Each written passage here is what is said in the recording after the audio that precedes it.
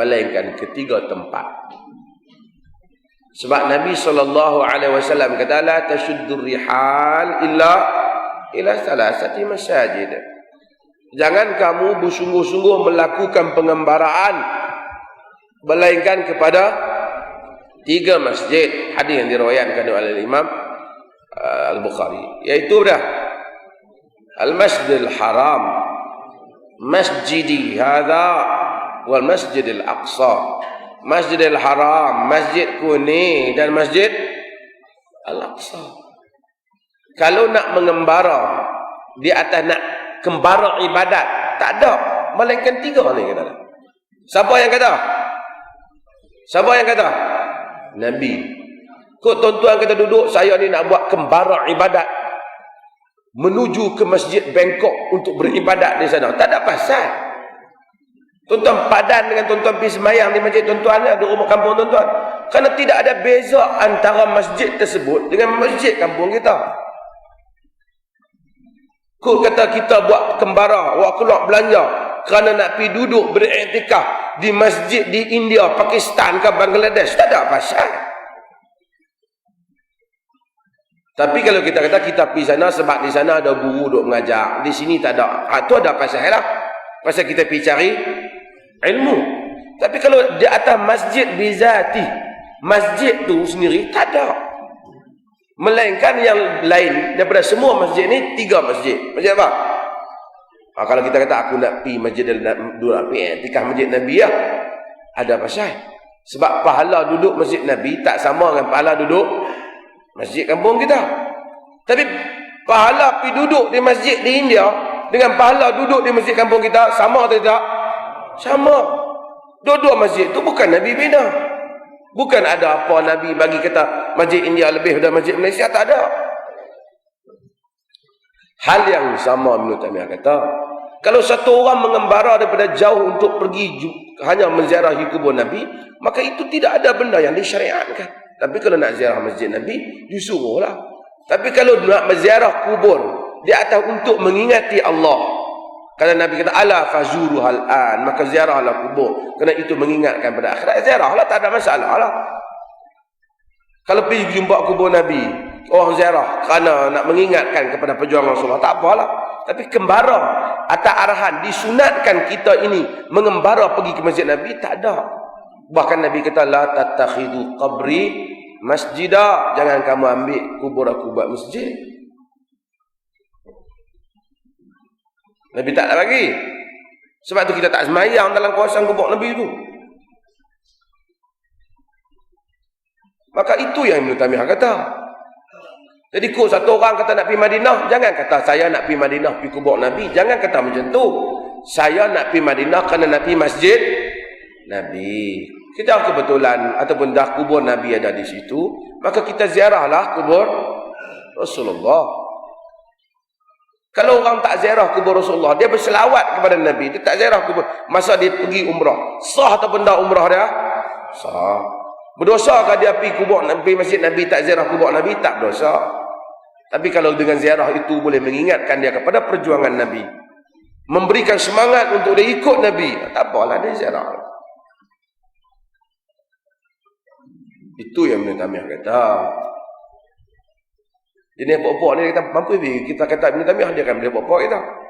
Tunggu hangpa tengok akhirat kan, tak jumpa Ibn Taimiyah. Orang hak duk beli syurga tu tuan-tuan, duk ambil duit orang, dia ingat dia boleh tentu dia masuk syurga. Dia lah upah kan orang duk bayar kat dia, tapi belum tentu masuk syurga. Ibn Taimiyah tak kata. Baca dulu orang kata apa. Orang kata apa. Tak pasal satu kita. Ibn Taimiyah kata, tapi dia bukan ada masalah, dia bukan hidup dah. Tapi apakah seperti mana kata Ibn Salah, berapa banyak ulama yang kita kata pada mereka, sedangkan mungkin mereka sudah berada dalam jiwa mereka sudah berada dalam syurga. Kita dok kata kat mereka di dunia ni, dan kita akan berdiri di mahkamah Allah Rabbul Jalil. Bukan kes dengan orang hidup ya, kes dengan orang mati. Itu kes dengan orang yang seperti ini. Orang kata Ibn Taimiyah ni nak maksum ke dia paling tahan? Ada tak maksum? Kita tak nak kata maksum. Adakah semua pendapat Ibn Taimiyah betul? Kita tak pernah kata. Mesti lah. Sebagai insan mungkin pendapat dia dhaif, pendapat dia lemah. Ada pendapat dia yang kita tak terima. Tapi tuduh orang tak tahu Allah buat apa?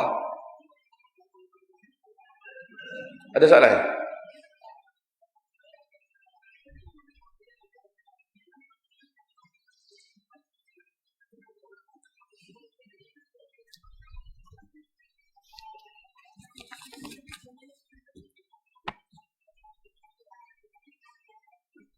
Betulkah orang kata jika sidai baju di waktu malam setan akan kencing?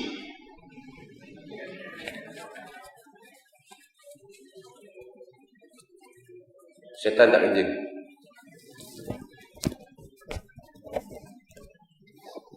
Cuma ada beberapa hadis bekas air kita tutup ketika waktu maghrib, anak-anak kita panggil masuk ke rumah. Itu adalah hadis. Jadi baju setan tak kencing. Kalau kata kalau sidai tengah malam, kalaulah orang percaya setan kencing, adakah kena basuh balik, kena air kencing setan? Tak kena. Tak nampak kan. Yang penting setan tak kencing. Sebahagian larangan-larangan Nabi SAW tu bagiannya ada benda yang dari segi spiritualnya mungkin berlaku. Seperti manusia berpengalaman. Pengalaman manusia membuktikan. Antaranya macam maghrib. Waktu maghrib senja. Dulu orang tua kata sepanggil budak masuk kot hantu buat sorok. Dan benda tu bukan kata saja sebab mereka sendiri telah melalui pengalaman dan ada hadis Nabi. Syaitan ni dia makhluk.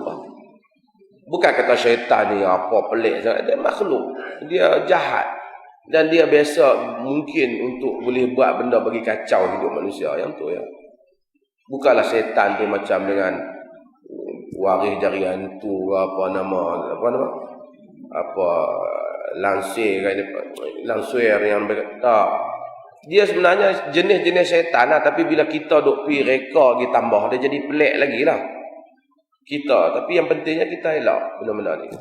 Ya orang masuk histeria, dia bukan ada apa. Pasal apa dah kita dah ada dah. Otak kita dah kita satu ketakutan. Dia mengambil kesempatan atas ketakutan tu. Lalu digempak kita bagi jadi lebih lah. Tapi walau bagaimanapun kita tidak menafikan sihir, menafikan jin jenis tertentu yang mengganggu manusia. Ada yang salah?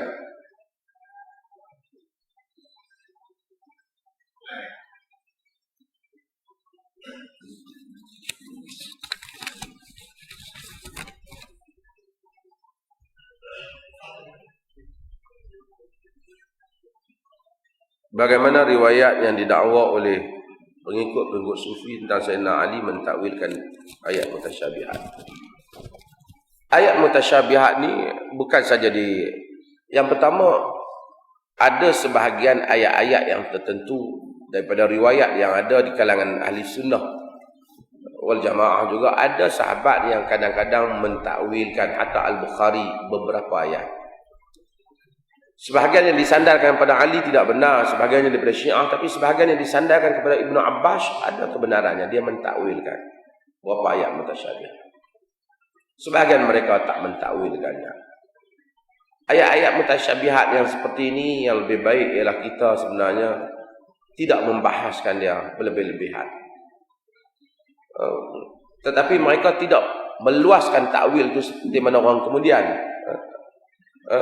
Sebahagian mereka mentakwilkan wajah dengan makna zat umpamanya.